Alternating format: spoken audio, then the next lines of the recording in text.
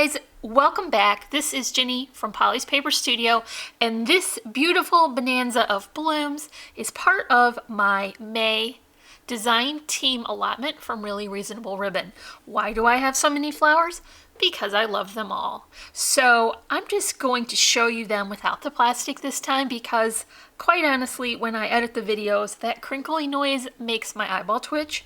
So I thought I'll just get them all out now and I can spend an hour putting them away later.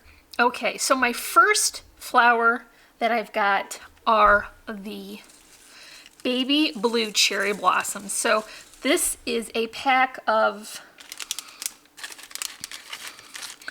50.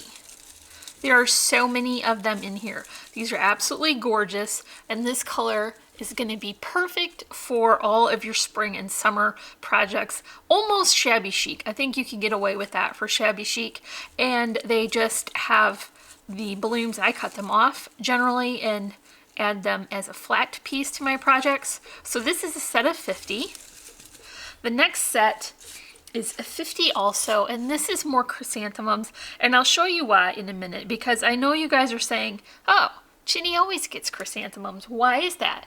Well, because they're very important in my flower arrangements, and if I run out, it causes me a great deal of stress. So I got a pack of 50 of just the white ones, and then I also picked up a pack of 50 of the mixed blue.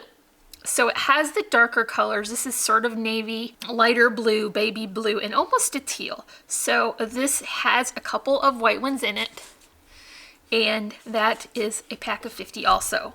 They only had packs of 10 of the pink. So this is the pink, mixed pink white, and they have a pretty magenta and a couple of different shades of pink along with more white, and you know I'm going to use them, so that will be good. Now these are open roses, and they are mint green, and they are so gorgeous. I just think this is going to be the nicest filler flower for smaller projects because they're a little bit tiny.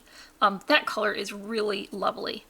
Okay, so that is all for my flowers. I'm just going to try and move them as a single piece here so they don't all get mixed up. That worked better than I expected.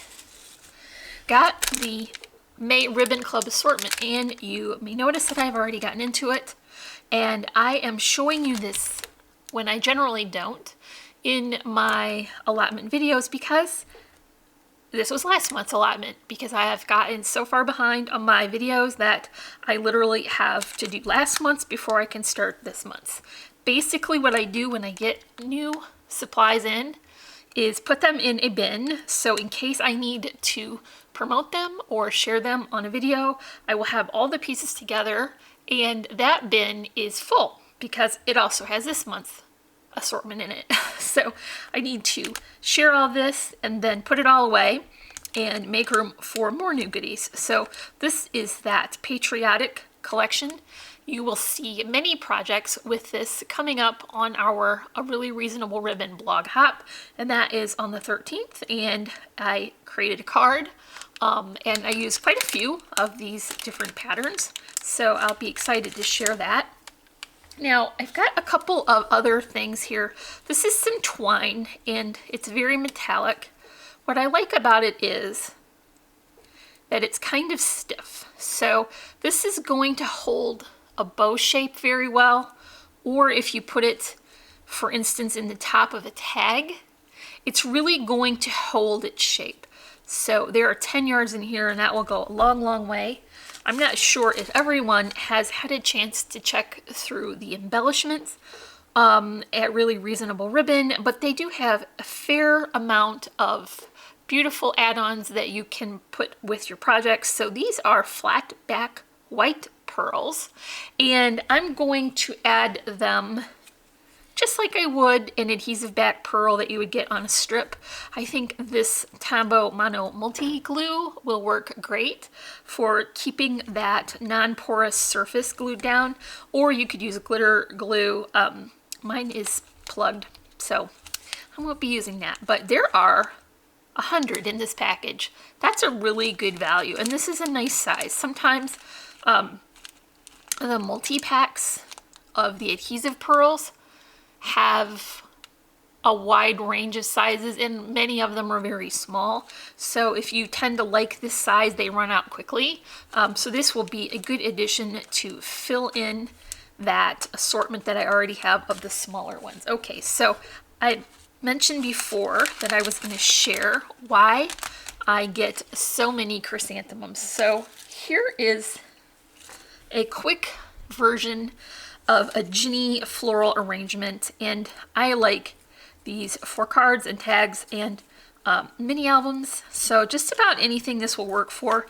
You want to decide how big your projects are so that you can pick the appropriate size blooms for the center. But I think that these chrysanthemums make the best bridge from a tall flower to a small flower. So what I usually do is I put the big flowers in the middle, and then I build from there so that it can anchor the arrangement on my project. So for this demonstration, I have a couple of these white rose buds. These are also from Really Reasonable Ribbon.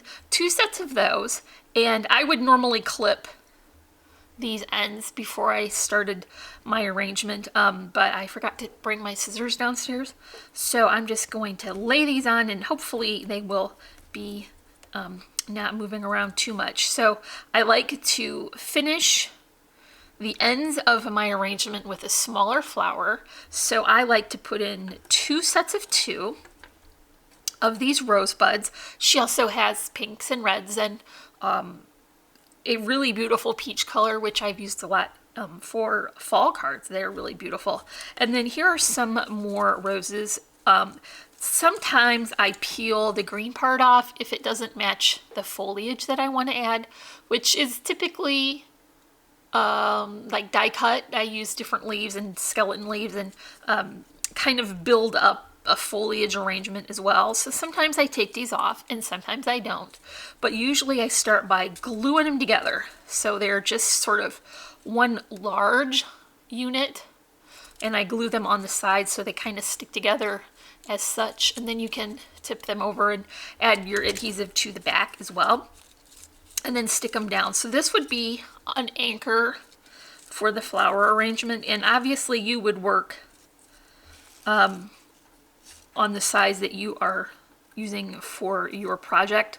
This just is a demonstration, but now you can see the problem is these are really tall and these are really small. So what I like these for is you can see they have a bit of a shape to them. I don't know if I can hold them in the right angle to pick that up, but they're very cupped. So what you can do is leave the tall side toward your taller flowers and just kind of work that in. Now you can imagine if there were some foliage, some leaves coming out from this, it would extend that end so that it had pretty greenery and leaves.